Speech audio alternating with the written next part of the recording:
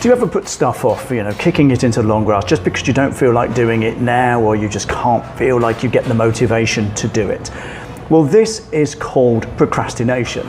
And today I'm going to give you 2 slightly unusual techniques that have been proven to work to help you beat this procrastination. And this isn't just your usual to-do list stuff. We're going to be looking at some psychology here and learning how you can leverage this to get more done and feel better about your productivity.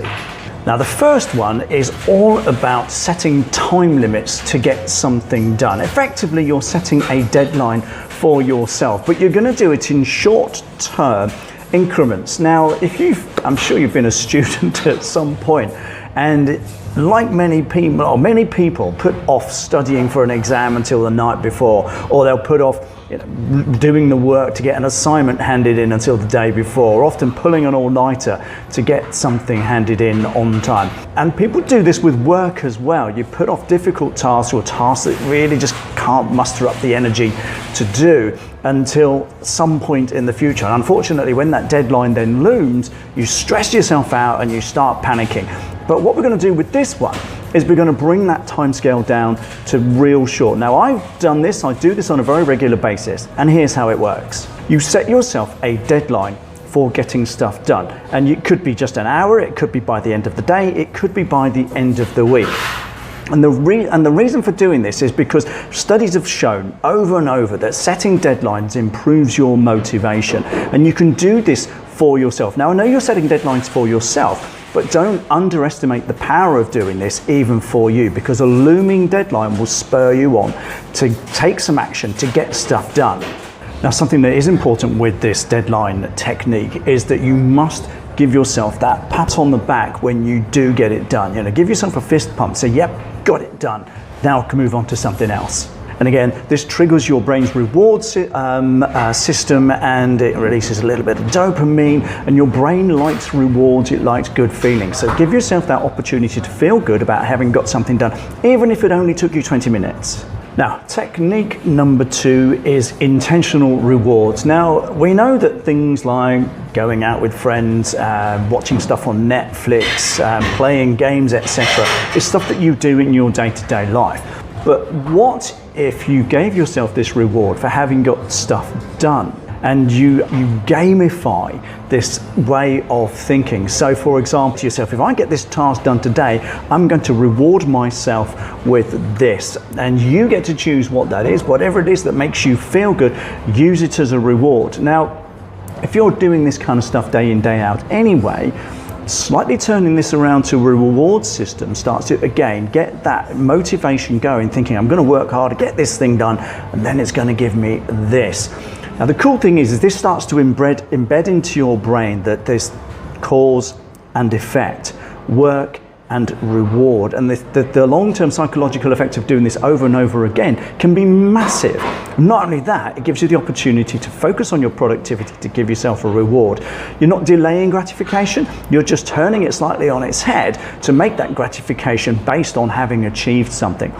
Now, ultimately, it's up to you whether you decide not to give yourself this reward. I would say, deprive yourself of this every now and then if you don't do so well, because what we want to do is try to embed this behavior into our subconscious. And the more you do this, the more you will get done. The more you get done, the more you can pat yourself on the back. The more you pat yourself on the back, the more the subconscious wants to feel good, and it will bring more of this about. You will develop motivation from your momentum. Now, I'm also going to give you a bonus tip here, because there's something else you can do to make this even more effective still, and that's to introduce a little bit of gambling psychology. Now, I'm not encouraging you to start gambling by any means, but we can use the psychology of gambling to give ourselves another nudge towards getting stuff done. And here's how it works. Imagine you set the deadline of getting a particular task done, and then you get to choose this on a daily, weekly, whatever basis. And when you get this task done, and you've already set out the reward that you're going to give to yourself, say to yourself, right, I'm going to flip a coin, and if it's heads, I get the reward, and if it's tails, I do a little bit more work.